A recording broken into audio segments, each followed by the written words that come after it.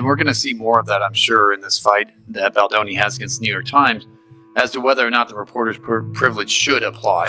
Well, Blake is the bigger of the two stars. She's the big Hollywood actress that people might instantly recognize. Praising Blake Lively, who at that very moment was being destroyed on social media over reports of a power struggle with her director. Team Blake was trying to basically ask for like 2.5 years worth of cell phone records, everything, location, all this data, which felt very evasive.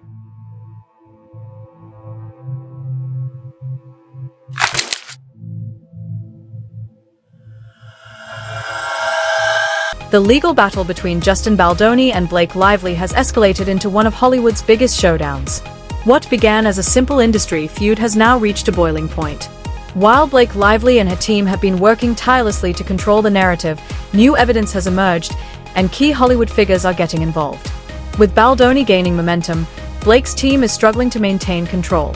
As the pressure mounts, it's clear that Blake is now in full panic mode, scrambling to manage the growing crisis as the situation continues. Make her feel good so she'll promote the movie. And on Wayfair's side, they're like, yeah, don't admit to any of this.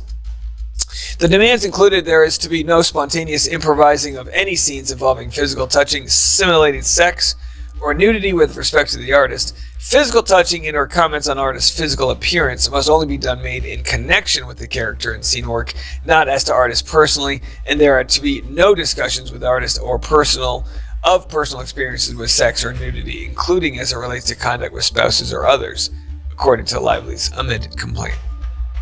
The demands also included Sony agreed to send Giannetti to the set and hiring an A-list veteran producer to aid Lively and represent the studio. Todd Black was later hired. Blake Lively's attempt to control the press has backfired in a major way. In a key legal ruling, the court sided with the New York Times in Justin Baldoni's defamation lawsuit, altering the game entirely. This decision suggests that Blake's efforts to suppress information may not stand up in court.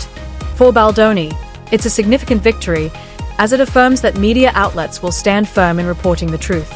For Blake, the ruling undermines her entire legal strategy, dealing a serious... And we're going to see more of that, I'm sure, in this fight that Baldoni has against the New York Times as to whether or not the reporter's privilege should apply.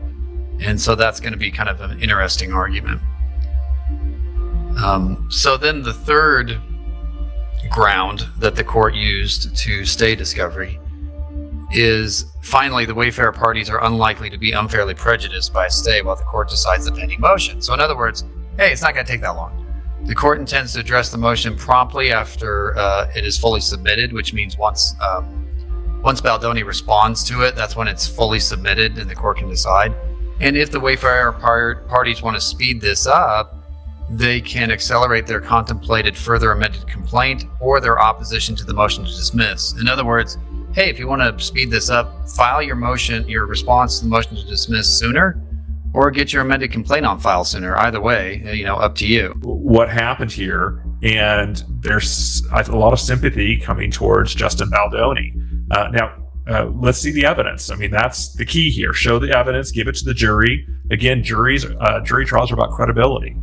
Who's most credible here? Who's telling the truth? Who can you count on being honest with you with the exhibits that they put in front of you and explain to you what those exhibits are?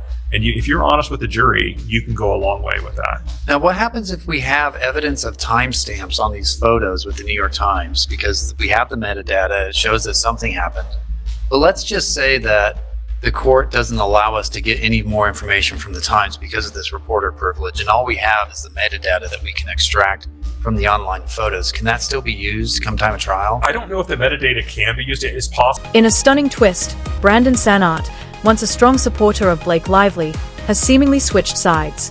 Fans were shocked when he began distancing himself from her and showing more support for Justin Baldoni. This sudden shift raises suspicions, as such changes typically happen when someone knows crucial information. It's leaving people to wonder, what does Sanart know that prompted him to walk away from Blake's... Most recently, in December, he linked to the New York Times article that exposed Justin Baldoni and all of the awful things he allegedly did on set of their movie It Ends With Us. But fast forward now to March of 2025, and December seems like a lifetime ago. As I told you yesterday, Brandon here, who also stars on the TV show 1923, was asked about all the Plantation Princess drama on the red carpet of the Vanity Fair Oscar party, and he did not defend her. He gave a very canned response about keeping the focus on the subject matter of the film. The subject matter of the film, which he did not discuss while promoting it originally. This guy refused to take any pictures with Justin Baldoni. And this is not speculation, it is confirmed. He posted a photo of himself on the red carpet at the Vanity Fair party on his feed, and he captioned it, Vanity Fair X Long Live the Brooch. Or is it brooch? Brooch? The brooch. The brooch. The brooch. The brooch. The brooch. The brooch. Long live the brooch. So, is he wearing this brooch in solidarity with his bro? This brooch has no significance to DV. To my understanding, it is just a piece of jewelry. This legal battle has exploded into a full-blown Hollywood scandal, attracting coverage from major outlets like BBC World Service. With the case drawing so much attention, it's clear that Hollywood is closely watching. Blake Lively's reputation now hangs in the balance as the drama continues to unfold. Blake is the bigger of the two stars. She's the big Hollywood actress that people might instantly recognise. Obviously, she rose to fame in Gossip Girl many years ago, but since then she's been in so many different films and TV programmes, and I suppose as well as her sort of curated image that she has as an actress, she's also married to fellow actor Ryan Reynolds. They've got children together. They have this really well-curated brand. She is best friends with Taylor Swift. Anyone that was watching the Eras tour would have seen her and Ryan and their children at the tour and at some of the shows. So she is a really big star that has got powerful allies and a huge online. And she's always been seen as a bit of a golden girl as well. Oh, she has. Aspirational figure. Blake Lively and her team clearly underestimated the situation. Even Sony executives are publicly condemning the lawsuit, calling it a total disaster for everyone involved. When key industry figures start distancing themselves, it's a red flag. For Blake, this fallout shows that her career may not be as untouchable as she once believed. Praising Blake Lively, who at that very moment was being destroyed on social media over reports of a power struggle with her director and co-star Justin Baldoni, and the way she promoted the movie. Notably, there was zero mention of Baldoni or his company, Wayfarer Studios, which had brought on Sony to market and distribute their adaptation of Colleen Hoover's best-selling novel about a woman caught up in an intertwining tale of new love and domestic abuse. So again, remember when Blake Lively and Ryan Reynolds tried to write something for Justin Baldoni to read? I wonder if they wrote the Sony statement. Blake's passion and commitment to advancing the conversation around domestic violence is commendable. We love working with Blake and we want to do 12 more movies with her, said Vinci Cara, who has since retired. In one of the strangest twists of the case, Blake Lively and Ryan Reynolds have reportedly hired a former CIA agent for public relations. Yes, you read that correctly, a CIA agent. This move has raised eyebrows, as it seems out of place for a Hollywood feud. Rather than calming the situation, it's only fueling more questions about what Blake and Ryan might be hiding. I am convinced by Justin's side. So I'm not saying that filing a complaint, if it's an earnest complaint, is a mistake. It doesn't matter what a mess you get yourself into if you're doing the right thing, if it's in furtherance of the truth. But in this instance, I don't know. I just get the sense that Blake didn't think this through and had no idea how far this was going to go. And now look at her. It's a mess. She's got an ex-CIA operative as a PR crisis manager. It's funny. She can hire a PR crisis manager. That's fine. But if Justin does it, it's not to protect himself, but it's to destroy her. The double standards. I can improvise kisses on the set. I can kiss you whenever I want and however many times I want, but when you do it, which we don't even have proof that he... Just when Blake Lively thought she was regaining control, her legal team faced a devastating blow. The court has denied her subpoenas against Justin Baldoni, meaning she won't be able to access the private information she hoped to use against him. For Justin, this is another major victory. But for Blake, the ruling dismantles a crucial part of her case, leaving her legal team scrambling to reassess their next move. Team Blake was trying to basically ask for like 2.5 years worth of cell phone records, everything, location, all this data, which felt very evasive.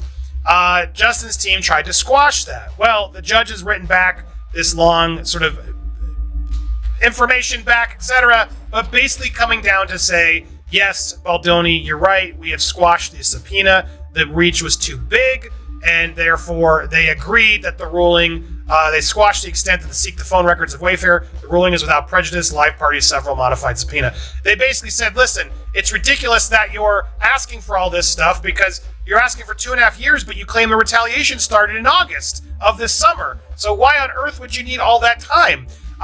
That's the gist I got. Greg, can you elaborate from your legal perspective? Maybe I'm missing something. Blake complaining that they're evading the privacy. They're doing all this. But then meanwhile, right, she's on Saturday Night Live with Ryan making jokes, hitting back. I mean, is it not a little hypocritical? Is this a bad look of her if she's trying to tell the courts that we should stop talking about this in public? Yeah, well, I think this was the equivalent of a swing and a miss, right? I think they went for a home run. They make a big swing and they completely miss the ball. I think they're going to get sent back to the drawing board. This is not going to be the end of it. You're going to see that there's going to be more. In fact, the judge invites them to do more. But they're going to have to come and do actually some real legitimate discovery, which is what they should have done at the outset, which is tailor it to what they really think they need and start with a subgroup of what they could ask for and get that first and see if that leads to other stuff. Just when Blake Lively thought things couldn't get worse, leaked text messages surfaced, allegedly showing her making cringeworthy comments about Justin Baldoni, including one strange message about wanting him back. These messages directly contradict the image she's been trying to project, and fans are far from pleased. That Blake Lively wanted that Baldoni back crack. When I tell you Blake Lively wanted to give Justin Baldoni that Gawk 3000, let me read you some of these text messages that are in the amended lawsuit that Justin Baldoni just filed. But as you guys probably already know, they have a website. They didn't drop the whole thing. They didn't drop all the receipts. Ciao. So last night, for the first time, I finally watched this movie. Y'all, I was looking for all this domestic violence. I was waiting for her to get her ass beat. I mean, I'm looking for some Ike and Tina up in here. I couldn't figure out, I don't know. Like I said before, that sound like a biatch to me. So, or a bottom. I don't know. But let's read what these texts say. And again, this is supposed to allegedly from Blake Lively. So they're talking about the rooftop scene. She wants to take a pass at rewriting it. He's like, yes, I'm excited, blah, blah, blah. This is what she said. This is what, they're going back and forth. I don't want to do all the details. It's going to take too long, but let me get into this. This is what she responds to him. I can send you my pass at the roof, or just read with you when we get together next week. Let me know what you prefer, with a wink. Somebody close the door in this house so loud. It's not just Blake who's panicking. Her lawyers are struggling too. Experts say her legal team's missteps are turning this into one of Hollywood's messiest cases. With each poor decision, Blake's case is unraveling, and it's becoming clear that things are falling apart right before our eyes. I'm going to keep this all in because, I amuse myself. Jamie Heath is his producing partner's name, and in her complaint, she alleged that Jamie Heath showed her rhymes with corn, inappropriate NUDE video. And Ryan Reynolds' wife also made it seem like it was a repeat occurrence, meaning happened on multiple occasions. In fact, you might remember that list of demands that she had to come back to film after the writer's strike. One of them included, quote, no more showing nude videos or images of women, including producer's wife, to Blake Lively and or her employees. I'm not a lawyer, but I'm very familiar with the legal system. Social media has erupted with people criticizing Blake Lively's legal tactics, with some fans claiming she's being exposed in real time. One viral moment featured a streamer hosting a 12-hour live stream impersonating Blake, mocking the absurdity of the situation. The internet is no longer on his side, and it's clear her public image is taking a major hit. Got it. 20 minutes. And that's starting now. Thanks.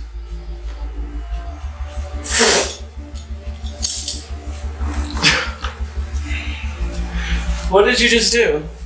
I just took a photo. I do yearbook. It's just parents and kids and just casual stuff. Delete it. What? Delete the photo. I told you not to take any photos of me. But you look good. You look very elegant and your outfit looks amazing. Delete it now. Amazing profile. Are you being serious? You see this bracelet that you made me? Remember this? Yeah. I'm gonna put it in the oven and bake it. Blake Lively and Ryan Reynolds tried to control the narrative, but Justin Baldoni has completely changed the game with major legal victories. With her supporters turning against her and Hollywood executives labeling the case a disaster, it's clear Blake is running out of options. The real question now is, how much worse will it get? Two main elements to the filing, and the first are actually allegations of sexual harassment. What is it that she is alleging? So she's made claims against Mr. Baldoni and the lead producer on the film of repeated sexual harassment and other disturbing behaviour. Now, in more detail, these allegations relate to things like his discussion of his pornography addiction, his discussion of his genitalia, and entering her trailer uninvited, including when she was undressed or breastfeeding. They have categorically denied that there was any sexual harassment on set. And then there was this meeting, this reported meeting, in which she made a list of demands, we understand, that she wanted fulfilled before she continued shooting the movie. I mean, what were those demands? In January, when they were shooting the film, she called a meeting to address this hostile work environment, as she calls it. And that meeting included executives, but it also included her husband, Ryan Reynolds. As Justin Baldoni gains more legal momentum, this case is far from over. One thing is certain, Blake Lively and Ryan Reynolds are now officially in full panic mode.